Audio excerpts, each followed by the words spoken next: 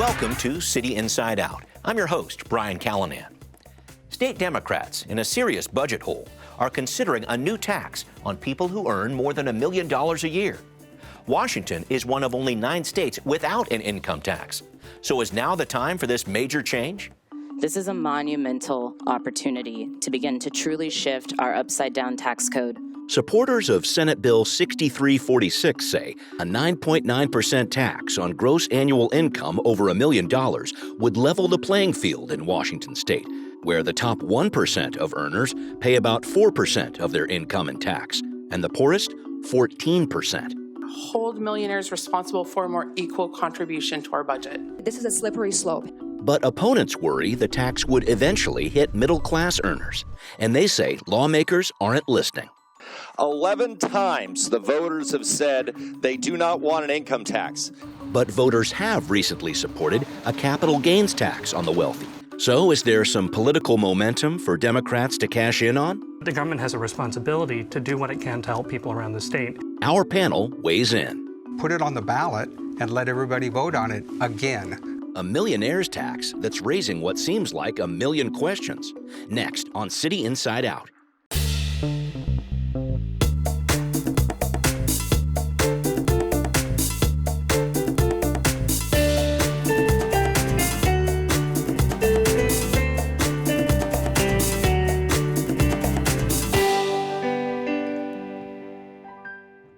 And joining us to discuss this issue, we have with us Rian Watt, Executive Director of the Economic Opportunity Institute. Ryan, thanks a lot for being here. Great to be here. And we also have with us Paul Guppy, Senior Researcher with the Washington Policy Center. Paul, good to have you back. Yeah, thanks for having me. All right, let's get into it. Ryan, start us off with your take on Senate Bill 6346.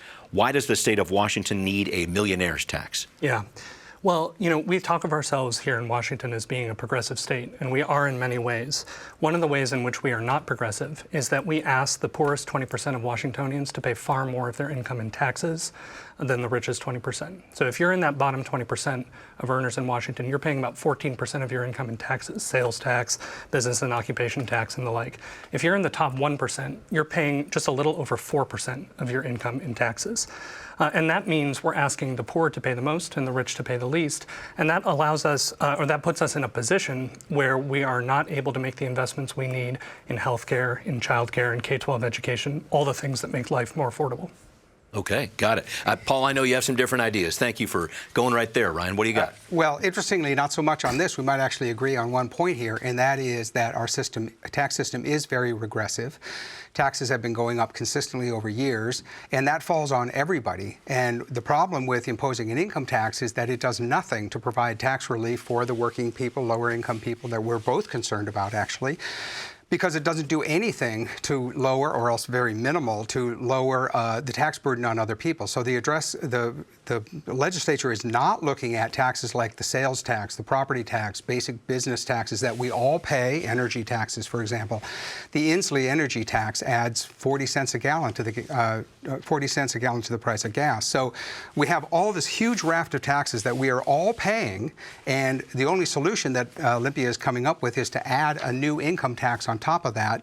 They say it's targeted at millionaires, but I'm pretty sure it's coming for the rest of us, too. Let me jump in on a few points here, because that concept of how this might relieve the tax burden on other people, that's definitely a point I want to make. But can you let me drive the train here for just a little bit, Ryan? I wanted to make sure I asked Paul this point that you brought up here, because, Washington's the second most inequitable system in the country when it comes to taxes. The top 1% of earners are paying about 4% in terms of their income and tax. The poorest pay that 14%. So this idea of evening out that burden there and focusing on that top 1%. Can you speak to that and that argument about tax equity in particular? Sure. So is the tax code for redistribution, or is it to fund essential services of government? And I think we all should agree that the reason we pay taxes is to fund what's needed by government to serve the public, not to, balance some cosmic scale among rich and poor. Regarding the burden itself, as I just mentioned, most of it falls on lower income and working people. And if lawmakers really wanted to show their goodwill and concern about that, maybe they should lower the state property tax as at least a sign that they care, and then talk about reforming the tax code in general. But to simply slap an income tax on top of everything else, I don't think helps us at all. Okay, I know you have some things you wanted to say about that. Go ahead, Ryan.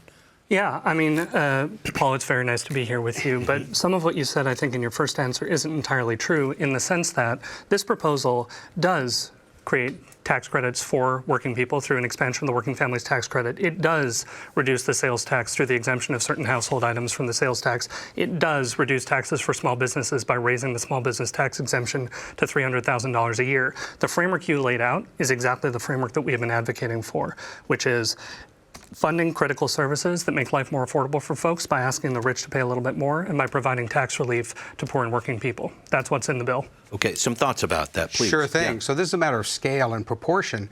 The tax relief that you mentioned is there, but only at symbolic levels. And so, again, I would say, why not pass the tax relief in a meaningful way that people can see, not some targeted tax credits, but how about lowering the sales tax by a percentage point? Right there. That has been proposed in the past, even a bill introduced by a Democrat, and it got nowhere. So my point is that if lawmakers want to build trust and address exactly the points that you're making, do something that actually has an impact.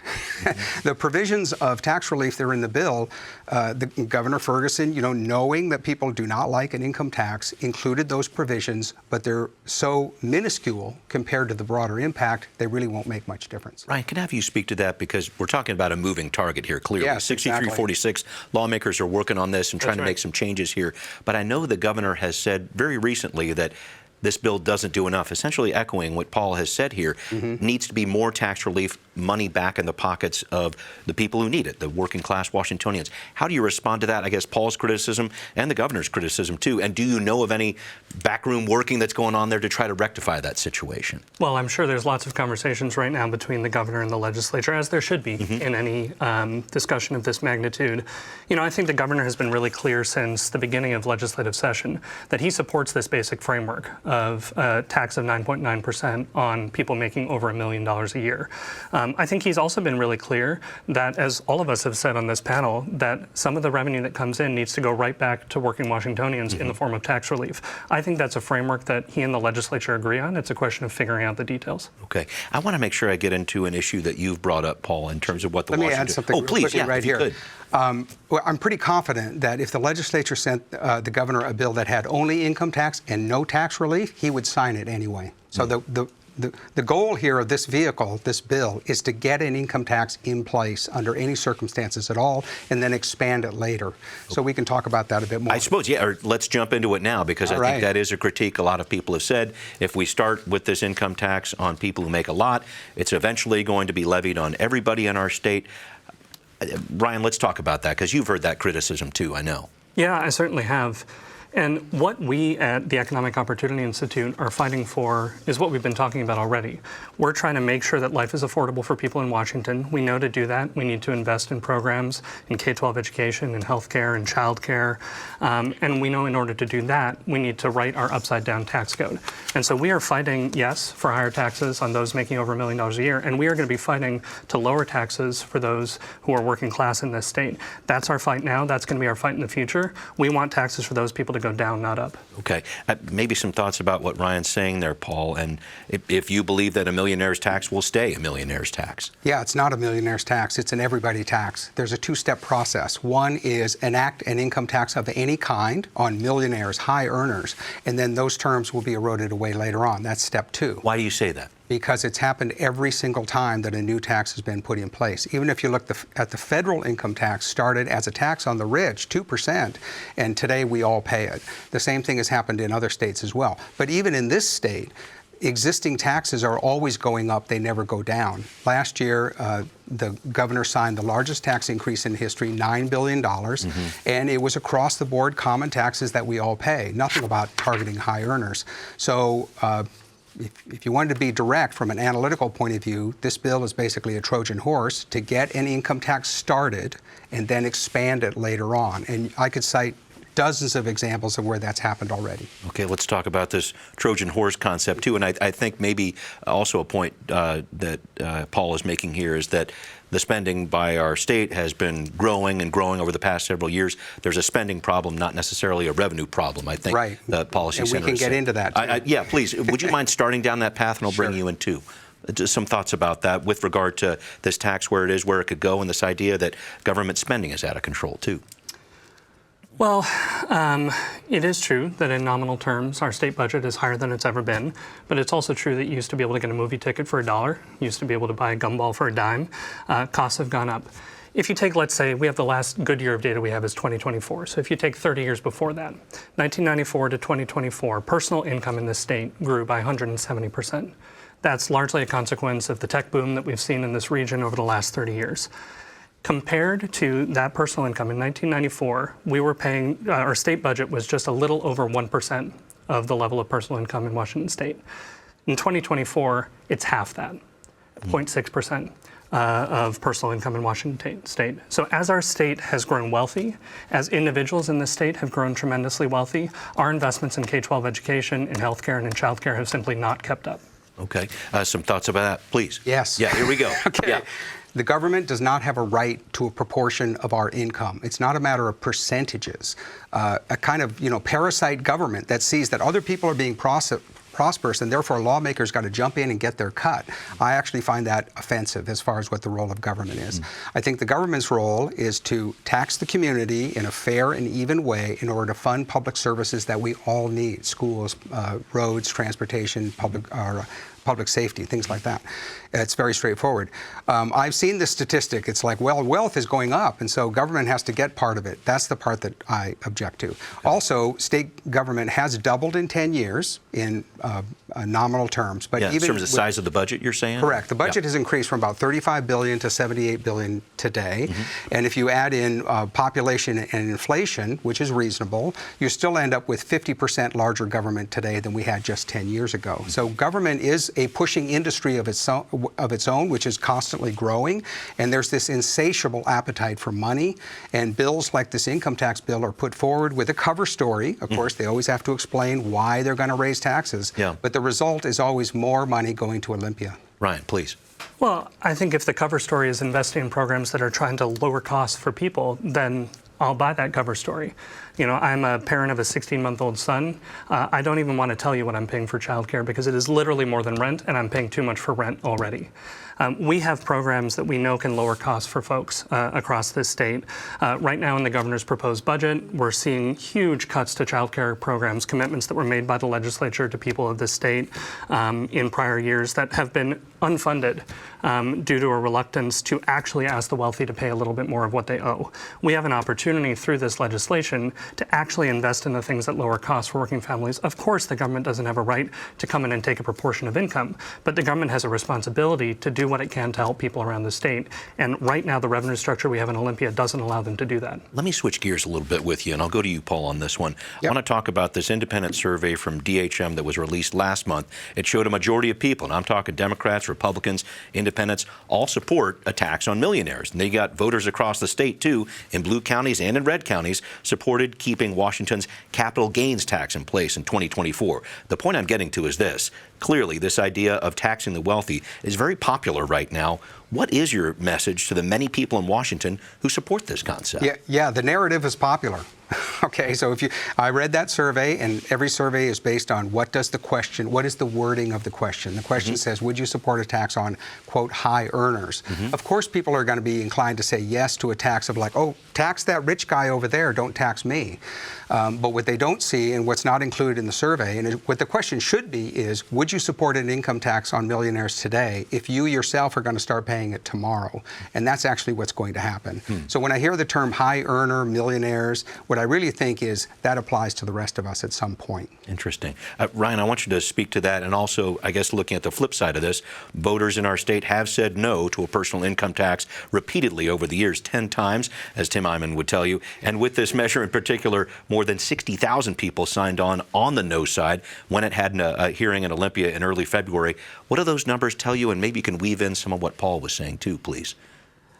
Yeah, look, I mean, I've heard people trot out that 10 times statistic a lot. I've never heard someone list out all 10 times. This was many years ago, yes. I also think that if you look at some of those sign-ins, you see them coming in about every 5 seconds, including between 2 and 3 a.m. Read into that what you will. I think what is proposed today is completely different than what has ever been proposed before. This is a tax on people making an income of over $1 million a year. That is not a question that the people of Washington have had to engage with before. As you yourself noted just now, 32 of 39 counties across this state, not just King County, not just the Puget Sound area, 32 of 39 counties voted to uphold the statewide capital gains tax, which was really, I think, the foundation for a lot of the work that we're seeing today. The poll that you referenced showed that majorities of Republican voters support this policy proposal. This is something that people understand. This is something that people support, and I think that's why we're seeing so much support for it in Olympia. Fair enough. And I was talking recently with Senator Jamie Peterson, who's the sponsor of this bill, Paul, and he said there's no appetite to tax people of lower incomes there. They really want to focus on this top part, but you don't trust him to do that, or what's your thought? No, I don't trust him. Okay, Good point. Because, and the reason I say that is that 2 years ago, Senator Peterson voted for a bill and shepherded through a ban on a state income tax. That was in 2024. He himself called that a pie crust promise that is meant to be broken, and here he is today breaking it. So there is definitely a trust issue there. You make a good point about the number of times that people have voted this down. The last time was in 2010 when it went down by 64%. People voted against a state income tax. But it was not a millionaire's tax. Correct. Yes. That's right. Not this exact proposal. So that's a good point. Yeah. But the other thing is that Republicans offered an amendment to this existing bill in committee, providing that the voters would vote on the tax before it went into place, the millionaire's tax, and Democrats blocked that from the bill. So that makes me wonder why between voting for an income tax ban 2 years ago to proposing an income tax today, that does raise trust issues with what leaders are doing in Olympia. Just one more point on that polling, though. I mean, this is something that is popular among a lot of different Republican voters out there, right? And independent voters and Democrats, too. Do you have some thoughts about that, about what they're saying? Sure. So in that case, I guess I would challenge the sponsors of this bill to, rather than sending it to the governor to be signed, put it on the ballot and let everybody vote on it again. Okay. We voted it down in the past, but why not just let the general public vote on it and have a debate on that? Okay. The idea of putting this thing on the ballot, Ryan, what do you think? Well, I have no doubt that this will end up on the ballot through the referendum process. Yeah, through the referendum process, more than likely this November, but it could be in future years. As I understood it, there's a clause in here, that necessity clause, that would block a referendum from happening. An initiative, excuse me. Okay, please go ahead. But it can be put to the voters, and I have no doubt that it will be, because there's plenty of folks across the state, despite strong support for this legislation, there's plenty of folks who are opposed. And there will be lawsuits, too, I'm sure. There will be lawsuits. I have no doubt it will end up on the ballot. And we have seen time and time again, thanks to what's called our public investment disclosure statements, that when voters see what funding will be lost, what investments won't be made if certain progressive taxes are repealed, they sustain those taxes time and time again, and that's what we've seen with capital gains, and that's no doubt what we'll see here. Okay. So let's start with that. Okay. Instead of passing it as a bill, why not put it on the ballot first and let everybody vote on it that way? That seems to me the more honest way to approach it. Any thoughts about that piece of it? Our legislators are hard at work on this, I know, but you're talking about a ballot They could measure. stop working on it and just send it straight to voters now. Okay. Any thought on that piece? I don't know. I'm sure that that's something that was contemplated, but I think one of the principles of representative government is we elect folks to the legislature, they do their work, and then if voters have an issue with it, then they have the option to take it to referendum. There we go. All right. Or vote against them. Okay, that which could happen too. I'm sure of that. I do want to make sure I talk about how this bill, if it is passed, 6346, could potentially impact business around Washington state. So let's say that it did pass. We took away Washington's status as one of 9 states without an income tax. A lot of critics would say it would become less financially attractive for investors, startup companies. They'd point out an income tax would be stacked on top of the recently enacted capital gains tax and a higher estate tax for the wealthy too. I'm trying to get to this point. If this measure passes, how do you see it affecting this culture of startup businesses in Washington state, which is very strong? Do you think it would have a chilling economic effect? What's your thought? Well, all of the taxes that you mentioned are taxes on personal income, not taxes on business. And as we've discussed already here, the proposal as it's currently written, and of course it could change, increases the small business exemption to $300,000, so you're not taxed at all on business income up to $300,000, and there's a phase out at $600,000 as well. It would also repeal a big business surcharge that was put in place last year, repeal that a year early, saving $550 million or so for the largest businesses in our state. I think also, as you noted, we're one of only a small number of states in the country that doesn't have an income income tax at the moment. This is very common across our country. There aren't all that many places for folks to go.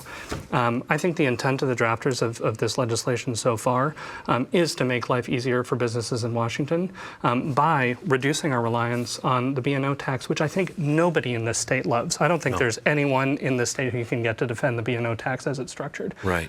One of the things that I'm excited about with this legislation is the opportunity to have a broader conversation about some of our other regressive taxes. Okay, got it. Paul, some thoughts about this and this idea of a bill like this, if it is indeed passed, might turn into something of a chilling effect on our economy. What do you think? Yeah, there's no question it would hurt our economy. I think even this discussion is already having a chilling effect. The fact that there's an income tax bill already being considered. You should have worn a jacket. Yeah, next time. Exactly. Yeah, right. That's right.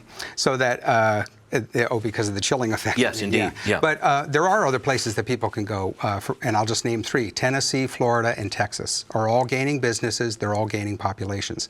Every blue state, except ours, but many larger blue states are already losing population. California, New York, Illinois. Those states are going to lose a congressional seat in the next census, likely. I think Washington is in risk of joining that group. Boeing just moved 300 engineering jobs to South Carolina. Jeff Bezos moved out of the state. So, and those are only the ones that hit the headlines. Underneath that, I think there are dozens, hundreds, thousands of investors, business owners, entrepreneurs, retirees who say, I cannot afford to have my residence address be in Washington State. I have to move someplace else. So I think there is a trend of people moving out of the state, but the main thing is the message that it sends to the other 49 states that Washington is going from being pro-business, excited about entrepreneurship, innovation, technology, investment, to just being a stodgy old state that taxes the maximum that they can, and I think that's leading to people moving away. Let me try to pull that apart there, and just this idea of people moving out, because we heard from Brian Haywood, who is the multimillionaire who sponsored a number of initiatives challenging our state's Democratic leadership. He was saying in his testimony, I can work around this. I can change the official location of where I live. He says other higher earners are doing that too right now. Can you speak to this issue? If this measure passes, will it achieve this goal of creating a more equitable tax system? I guess, can you prevent rich people from moving is the whole question I have. Yeah, I mean, wealthy people choose where to live for the same reasons the rest of us do. They're close to family, they're close to community, they're close to beautiful mountains and oceans and all the things that make this such a great place to live. Certainly some people may move as a result of this, but for the most part, people want to invest in the place that they live. They want to invest in the community that they're a part of. We're always going to have the Brian Haywoods, who incidentally hasn't been here all that long, and he's already talking about moving. We're already going to have the Brian Haywoods talking about moving. But for the most part, people live here for the same reasons everyone does, because it's a wonderful place to live and do business. Okay. I guess, and I'm looking at this too, Paul, there were a few millionaires who testified for this bill too in support of it. They want to pay their fair share, and they have an idea about that. I just wanted your take on this as we wrap up this thought. Okay, two quick points. Okay, yeah. Number one, for every millionaire who says he wants to pay more taxes, my answer is, what's stopping you? Go ahead and pay more. The tax code only sets the minimum that we're supposed to pay. If some rich person wants to pay more to the government, have at it. Secondly, California is discovering that being a beautiful location in the world is not enough to stop people from leaving.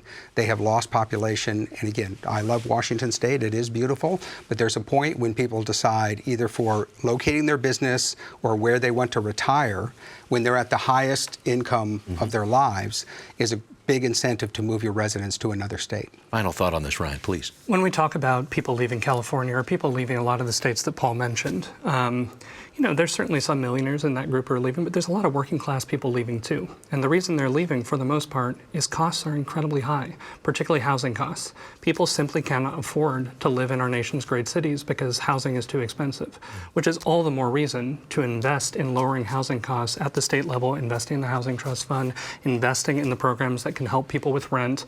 And right now, we're doing that on the backs of poor and working people through the sales tax. This proposal would allow us to do it by asking the millionaires to pay a little more of what they owe. Got it. I need to wrap up with you here. Rian, some final words for legislators who I know right now are considering the future of Senate Bill 6346. I think those legislators have in front of them really a generational opportunity to shift a tax code that hasn't really changed in its fundamental aspects for over 90 years.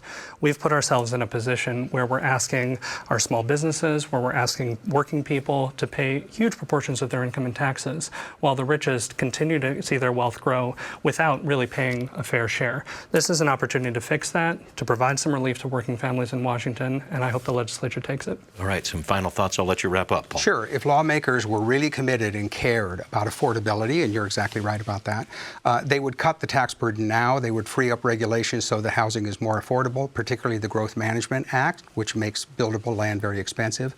But how about cutting taxes on the rest of us first in order to rebuild trust and reform the tax code that way? If an income tax is put in place, whether it's millionaires or whatever, we're going to be a state with an income tax, and that will expand to more people over time. It won't do anything to bring fairness or equity to the tax code. It simply layers another huge tax on top of the ones that we're already paying. All right, thank you both for this, and we will be right back. What are people saying on social media about the Millionaire's Tax? One person writes, "Millionaires didn't work their whole lives, make good investments, or create businesses so that you could tax them and give it to others."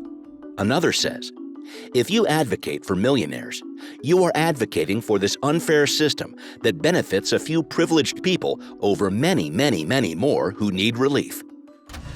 We'd like to know what you think. Send us an email at contact@seattlechannel.org or find us on social media.